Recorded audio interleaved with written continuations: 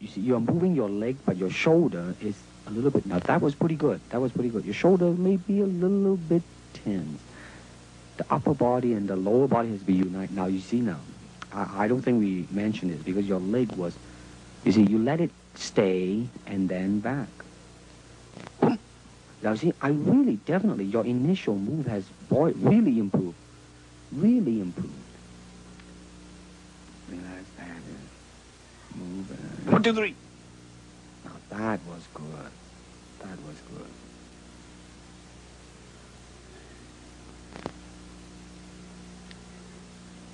Boom. A little bit low. Boom.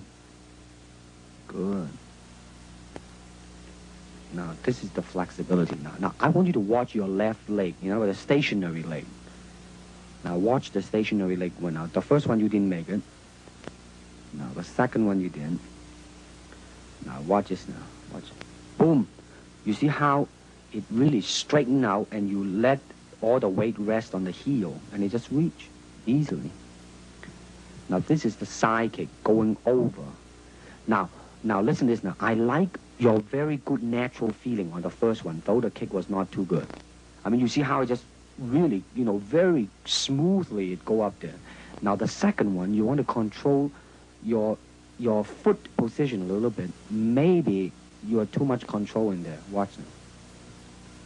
You know what I mean? Make it not as natural as the first one. Boom. Mm-hmm.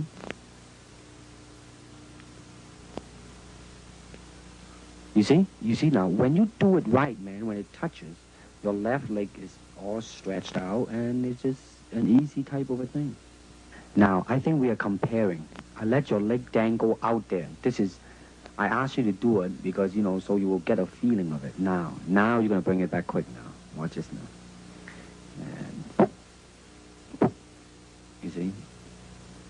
It was kind of a little bit off balance in the last one, but that's all right. Now you're going to go sideways. Watch now. I like the second one better than the first one. There was more directional in it. Good. Here we go. One more time. No, too low. Second one's okay. See, it come back in one straight line. Here we go. Now watch this illustration. You gotta exaggerate the bringing of the leg back, you see, back. Okay, watch it again now. You see, exaggerate the pulling of the leg back. Make it look much more faster and more forceful. Watch this now. I like the naturalness of your kick. Watch this now. You see, at the end, there was really the feeling there, you know? Hey, good.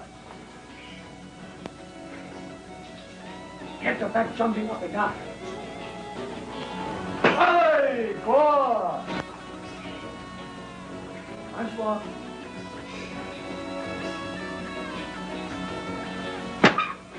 Good.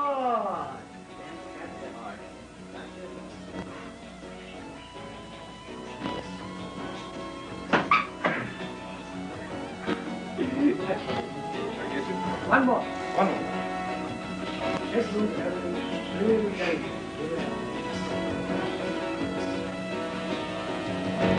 You want to. I see your happiness.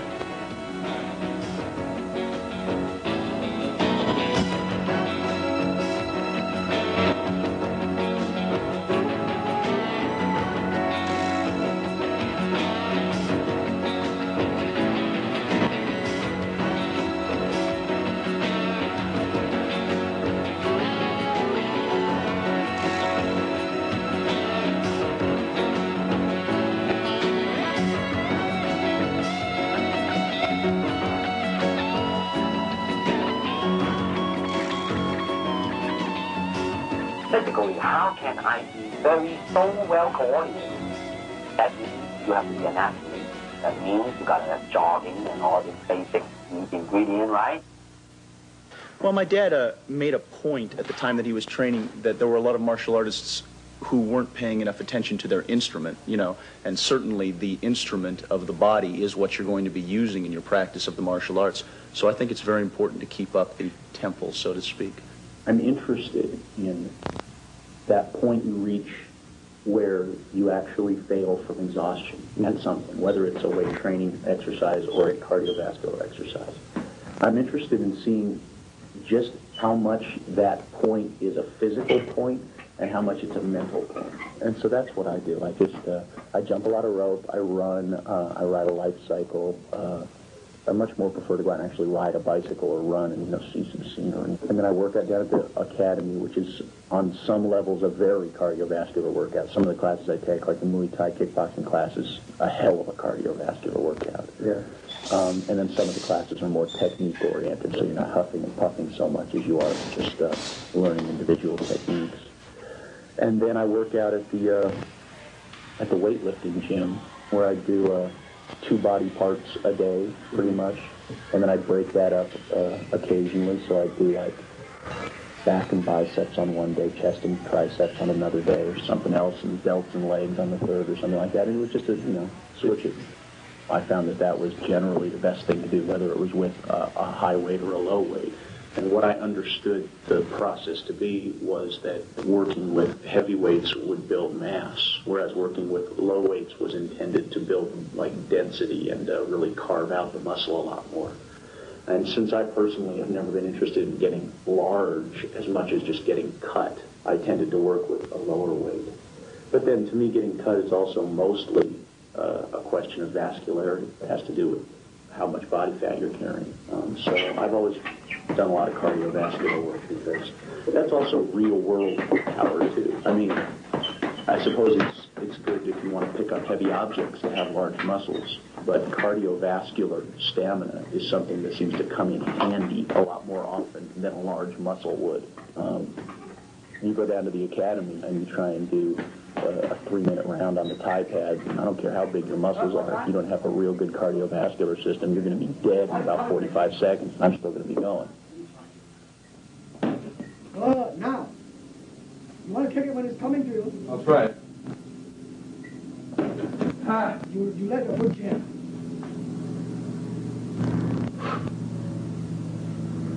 Drive the sucker.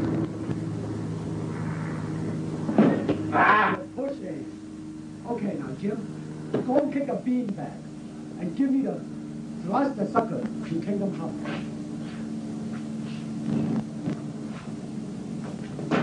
Oh, center. Now, Jim, face the sucker. Now, I'm gonna, you are cut your half now. That's okay. How's that? Beautiful. No, I mean, I want you to be half. You're still kicking a little bit off to the side. Kick him directly now. Good. Now don't kick it again, but don't turn your body so much when you finish. Try to still face him when you finish. Good. Now kick the sucker when he comes back. Not yet, not yet. That's it. During this time period, we used to train because we didn't have any Thai pads, so Sifu Bruce advocated the use of using the football forearm guard, and which we don't use this anymore, but this was very prevalent during that time period. This here is the original punching shield, that his own personal punching shield, in fact. This was used as in the Way of the Dragon. If you notice this, he had one part. I had one arm, he had the other arm, and this was used in that picture, Way of the Dragon. This was used in Enter the Dragon. This was actually, its original use is actually used for baton training in Japan, and we just modified it, and we used a special helmet, a boxing headgear we had, and we used it, and this became part of our training, some of the training tools that we used when we used to spar.